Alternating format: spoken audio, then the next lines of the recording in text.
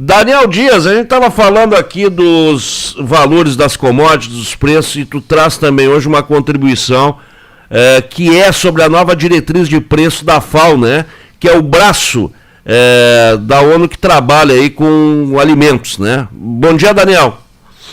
Bom dia, Alex. Bom dia a todos os nossos web telespectadores.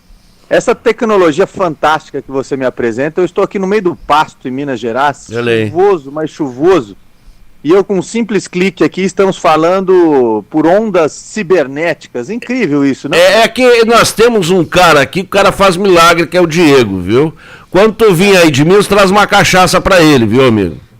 Não, eu acho que vou trazer uma caixa, vou levar uma caixa de cachaça, uma caixa de queijo pra ele. Rapaz, parece que tá no estúdio aqui, cara. Parece que tá no estúdio mesmo, hein? E eu fico assustado, Alex, porque eu tenho essa propriedade desde 1998, né, que eu tenho essa propriedade aqui. E na época eu tirava leite, muito funcionário, movimento, e a telefonia não chegava aqui, o cabo tava 3 quilômetros daqui, era um preço enorme. Hoje eu clico um botão pelo celular no meio do pasto e falo com vocês aí no Rio Grande do Sul. Né? É impressionante, né? Imagina agora com o 5G, né, que vai começar a abranger aí o nosso interiorzão, o quanto a gente vai ficar conectado. Não, isso é bom também, inclusive, para o maquinário, né, para as operações dentro das propriedades. Com certeza, Alex. E acabando só de dar o bom dia, muito obrigado aí pelo espaço de sempre. E que, se a gente estiver falando com os nossos amigos produtores rurais, ainda mais uma honra, viu, Alex? Ô, Daniel, e as novas diretrizes da FAO aí para os preços dos alimentos, hein? Você lembra do preço do tomate, Alex? Pois é, rapaz, eu me lembro que estava inflacionado o tomate, tá alto ainda, hein? Mas não sei quanto. 123% o tomate tinha aumentado e o arroz tinha caído 11%, e as manchetes eram preço dos alimentos sobem até 120%, você lembra disso? Lembro mesmo. E era em plena pandemia, e mesmo assim grandes ou alguns setores da mídia importante não pouparam massacrar nem só o governo, mas principalmente o nosso agronegócio. Pois bem, Alex, na primeira semana de janeiro, isso até estou te pedindo desculpa no ar, porque o final de semana passado eu sou professor também, né, universitário, e eu tinha aula, né, e eu não pude participar. Tranquilo. Mas eu tinha separado essa matéria aqui para a gente conversar. A FAO, ela tem um índice que ela mede o preço dos alimentos no mundo todo.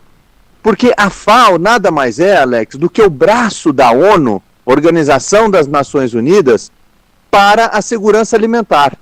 Então ela monitora preço, porque em algum momento que possa vir a ter algum escape de preço, uma subida abrupta ou uma queda inesperada, mexe com a nossa capacidade de alimentar a população. Pode ter grandes oportunidades ou podem ter grandes problemas. Então o índice que eles fazem é um índice mundial de alimentos.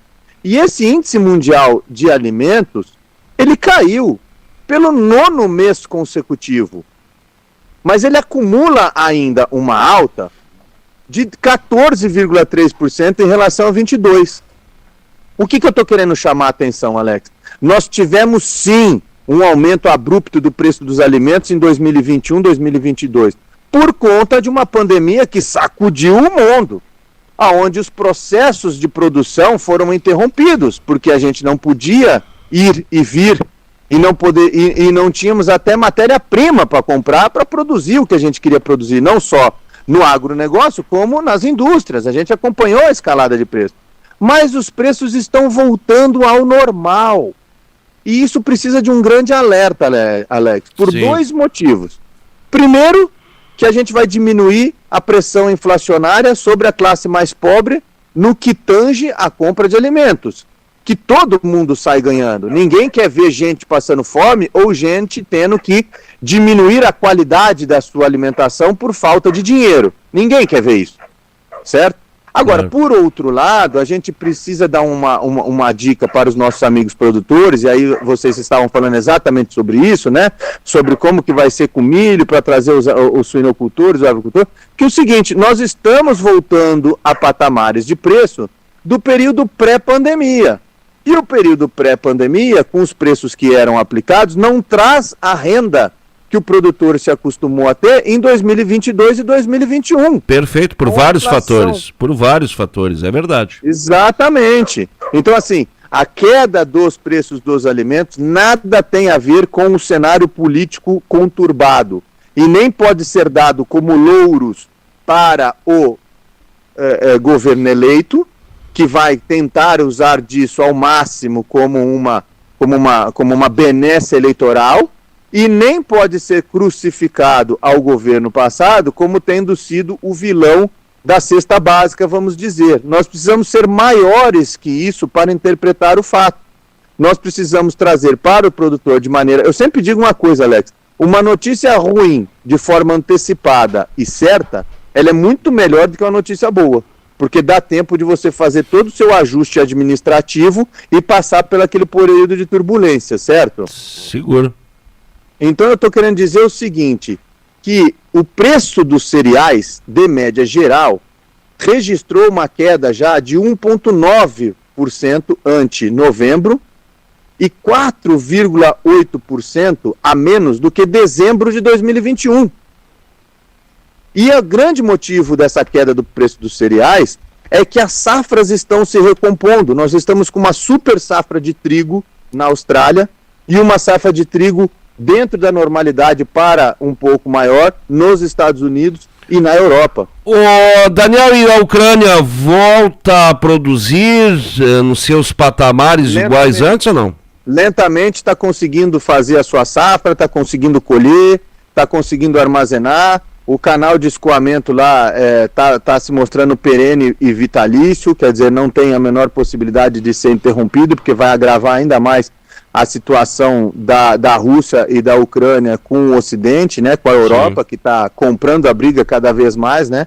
Se eles quiserem retroceder nisso, vai arder ainda mais. Então a gente pode esperar. É lógico, um país em guerra há mais de um ano está destruído, né, Alex? Falta dinheiro para tudo, falta gente, falta...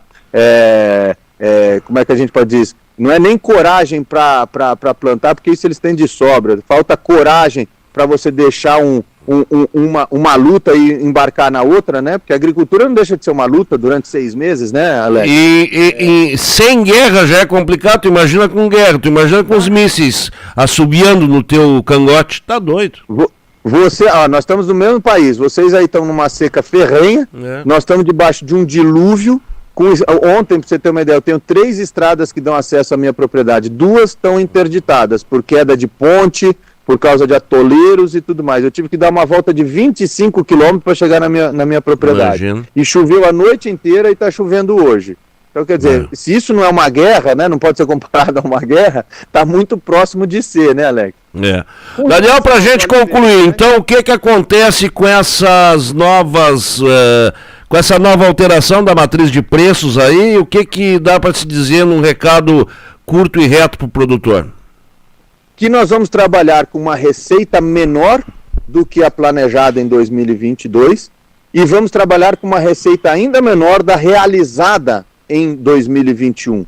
Mas isso não é uma diminuição de demanda, isso não é uma diminuição de importância do nosso setor, isso não é uma diminuição de mercados disponíveis. É uma diminuição de preço em virtude do quadro de oferta e demanda que vai ficando mais justo, mais seguro do ponto de vista de fornecimento. Os estoques ainda estão baixos, mas estão em recuperação. Só que a calmaria trazida por nós termos vencido essa pandemia estão deixando os horizontes mais seguros contra a oferta. E eu só chamo a atenção aqui, Alex, aos preços dos óleos vegetais, que caíram, em média, 13,9%, 14%. E foi um vilão, né? O óleo de soja foi um vilão daquele período de pandemia, né? Exatamente. E aí a gente está falando no principal produto da commodity soja, que é a principal commodity da formação de renda do nosso produtor brasileiro, de uma moda geral. Não é só o gaúcho, não é só o mineiro, não é só o Mato Grosso. De uma moda geral, a gente se baliza sempre no cenário da soja para traçar um cenário sobre o agronegócio. Soja e milho, né, propriamente dito. Ou seja, não... em queda e o óleo em queda. Então, quer dizer, não é problema político, é um problema de ajustamento de oferta e demanda, e isso vai precisar de bastante inteligência e perspicácia administrativa nesse momento.